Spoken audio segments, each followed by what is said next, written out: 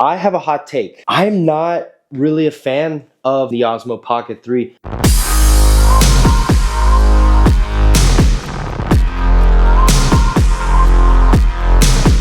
Now, the reasons I don't like this for vlogging specifically is the exact reason why everybody wants to get this in the first place. You should have seen this by now. This thing took the camera world by storm just because of the versatility and how easy it was to use this, especially as, you know, people were probably not wanting to upgrade their phones to the iPhone 15 and now the 16 because of, you know, monetary reasons, whatever, your phone still works. This was the obvious go-to choice. The reason I don't really care for this for vlogging specifically is because it's too good. It's too smooth.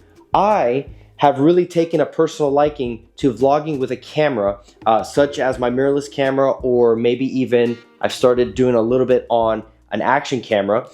I like it particularly because of the shakiness. It's not perfect. So I have both Osmo Pocket 3 and the Action 4 vlogging with it side by side. Hold on, it's face tracking me on the Pocket 3. So as you can see, the Pocket 3 is going to be tracking your face, but if you don't even put that on, so I'll even turn it off right now, exit. So it's right now not face tracking on the Pocket 3, but it gives you that smooth footage. It keeps it horizontal with, or it keeps it in line with the horizontal line. So if I'm going to go up and down, it does that. But if I want to, coming over on the Action 4, if I want some movement, if I want to get personal, if I want some jolting and some rawness to it, you're gonna get that. Look, I'm moving both of them next to each other, and you can kind of tell. I'm even going to the side, and the Action, and the Pocket 3, whenever I turn it to the side, I see it tries leveling it. So just wanted to give you I'm exaggerating the moves a lot here in the movement, but that's essentially the comparison side by side. Now, if I turn on the face tracking on the Pocket 3 and I do all that movement, let's go over to the side and stuff like that, it's gonna keep me, yeah, it's gonna keep me very much in line with it. But that's pretty much, that's exaggerated, but that's pretty much the comparison that I have. That's pretty much the only thing that I would really kind of want to move away from when moving away from the Pocket 3 and something to like an Action 4 or even the mirrorless camera, where there's a little bit more versatility and you can actually allow camera movement into the frame. There's just something raw about shaky footage, about, you know, not the perfect steadiness, and you don't get this with this. Now, I have played around with multiple settings to try and keep it on a POV setting to where it will actually follow where the screen is pointing at rather than keeping the horizontal line steady. Still, even then, it does too good of a job by keeping things too smooth. If that is anybody's selling point, go and get this if you want that good steady footage. I still use this for other reasons, which we're going to talk about in a second, but that's just my hot take. I don't really care for this for vlogging, and I know that this is one of the primary things that this thing was created for. So that's how I'm going to kick this video off. I don't really care for this as a vlogging camera. That being said, there are a ton of great qualities that I really love about this that you can't get with other cameras in certain situations. One of those being a low profile. This thing is very small. I mean, and it's exactly what it says it is. It's a pocket camera. When you put it in this hard shell that it comes in, there are many times where I just stick this in my pocket and I'll just kind of go where I need to go. If I need to whip out a camera, that's what I do, especially if I want one with better quality, just a slightly better quality than the average iPhone camera. Obviously with the 16 and the 15 shooting in log, there's kind of debate now if you even need to be going to this and just using your iPhone. And I've talked at length about my recent travels overseas. One of the things that I was a little fearful of, especially whenever I go anywhere, especially for traveling, I don't want my camera setup to take the spotlight, and I don't want it to feel obnoxious. Especially if I'm traveling with anybody else and I'm walking around with this big setup or this camera on a GorillaPod, and, you know, there's a time for that, especially when you're doing it by yourself. You're not really bothering anybody. But if my wife and I go out somewhere, I want to be able to document something without making it seem like I'm bringing out a full production set. All right, so here I'm actually on the Canon R8, and this is the kind of setup that you'd see me walking around with if I did not have the Osmo Pocket 3. And now for a situation like this, you can definitely see why the Pocket 3 would come in handy. But for obvious reasons, because of the quality and things like that, you pretty much go with this, if you can, a mirrorless camera, just to retain as much quality as possible. Such a small comparison versus this. Night and day situation. So I can see why you most would go with the Pocket 3 rather than a mirrorless camera setup like this. This has come in clutch so many times for that reason. Also, if you do a lot of street photography, street videography, for example, Roman Fox comes to mind. He uses this constantly in tutorials, and he talks about nobody really notices this, especially if you're out in public and you're recording things.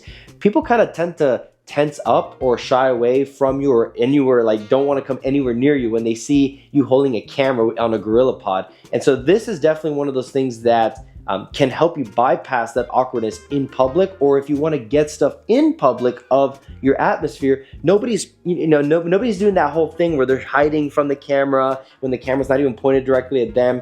I'll sometimes even just walk around with this camera like right here, not even at eye level, but just right here, so that if anybody makes eye contact with me, they're seeing my face, they don't see this thing over here. And I get away with it with 99% of the time. So if I'm at an event and I wish I had somebody taking, BTS footage of me, I'll actually set it down on a level or put it on a tripod somewhere in the room, and I'll actually have it record me. I've been actually very surprised at how far I can actually be on the other side of a pretty large room. Actually, it's still tracking me. In fact, I'll put something up on the screen of at an event where I use this, and I was actually pretty surprised.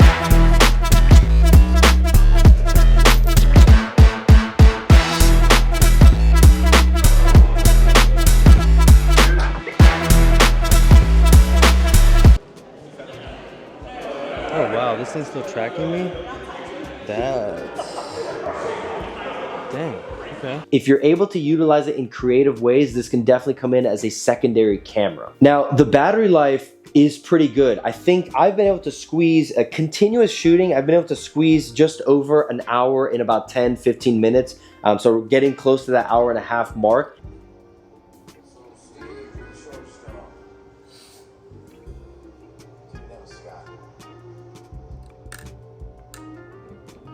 And when I need to charge it up, the backup battery is actually pretty helpful. It just looks like this, and it can actually, this tripod, if you get the creator kit or the vlogging kit, whatever it is, you can actually attach it, and it'll actually act like a tripod while it's charging it. Yeah, right there.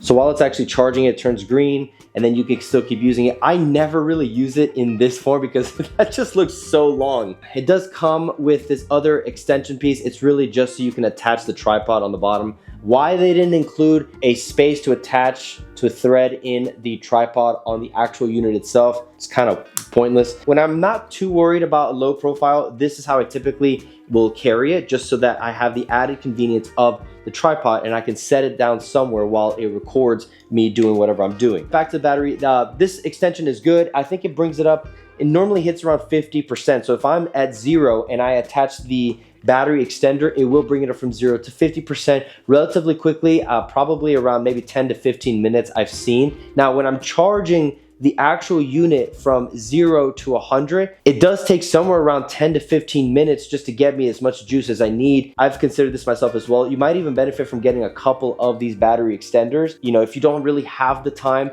to be setting down charging for 10-15 minutes, just plugging in a couple of these every 30 or 40 minutes will actually save you some time, especially since it does charge it relatively quickly. Now, as I'm finishing up the video and about to publish it on YouTube, I did come across a couple of things that I just wanted to correct. So actually, to drain the battery for this camera, if it's recording continuously, it does take 2 hours. I recorded it. I was actually a little more surprised.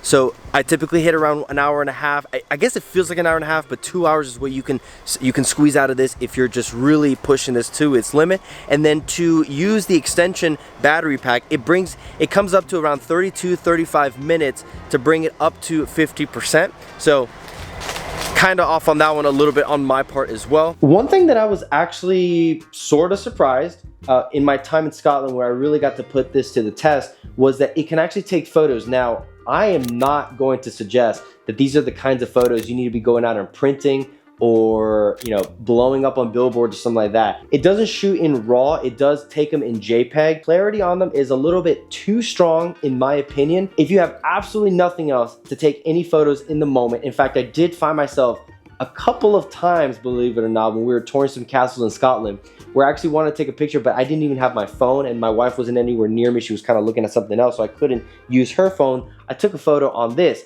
Granted, it's not something I'm gonna be posting online, but as a memory and for a still, I got what I needed. After this video was shot and edited and about to be uploaded, I realized, let me go test the photo capabilities of this a little bit more, just because I don't typically use the photo capabilities of the Osmo Pocket 3 for obvious reasons. But I was actually very surprised. You can shoot in RAW up to 64 megabits.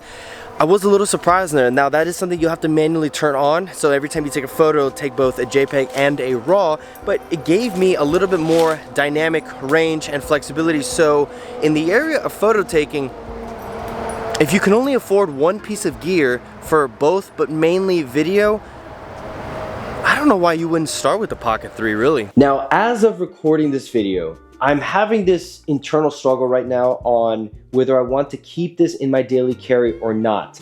Because at a certain point, you can only have so many cameras in your bag, especially if you're just like myself, the run and gun kind of person. I'm just going on a lot of little adventures here and there. I don't have time to be taking a huge setup with me. I gotta have the most minimal thing possible. So aside from the mirrorless camera that I often take around, I think the only reason why I actually may be leaving this behind, or even most times I'll leave it behind, would be in favor of an action camera. Now, this is the Action 4 from DJI. I'm still playing around a lot with it just because I recently did get it. Now, I know that they released the Action 5 recently, but I had some credit with DJI, and then I think for the month of October, it's on discount or something like that, so I managed to get it for like 50 bucks. It was next to nothing. So I thought, let me just go with this first action camera. I'll mess around with it. This might be the camera that I actually will replace my Osmo Pocket 3.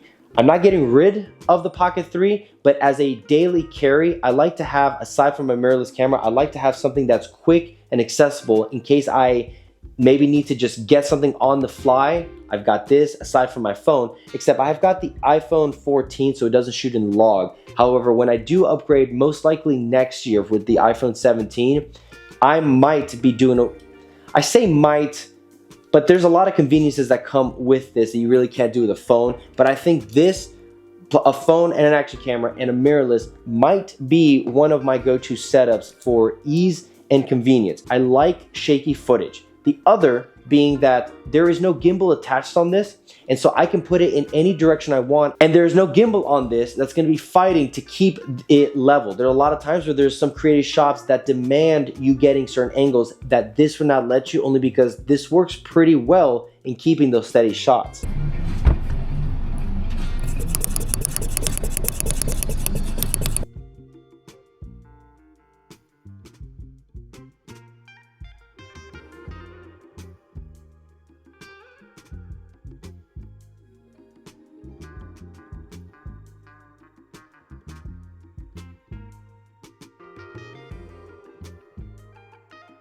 It's so good, that is the reason why I'm replacing it for something else. I would not take this video as a reason to deter you from this purchase. If you're getting into video making for the first time ever, and you're looking at all the mirrorless options out there and realizing a little bit too expensive, I highly recommend starting with something like this. Aside from all the other things that I talked about as well, but it's just super easy, well-rounded, and also gives you the option to pair with the with these wireless mics from DJI, the DJI Mic 2. I don't think the first one allows you to connect with this, but overall, those are just my hot takes on the Osmo Pocket 3. As just a personal preference, I am just wanting to go a different route.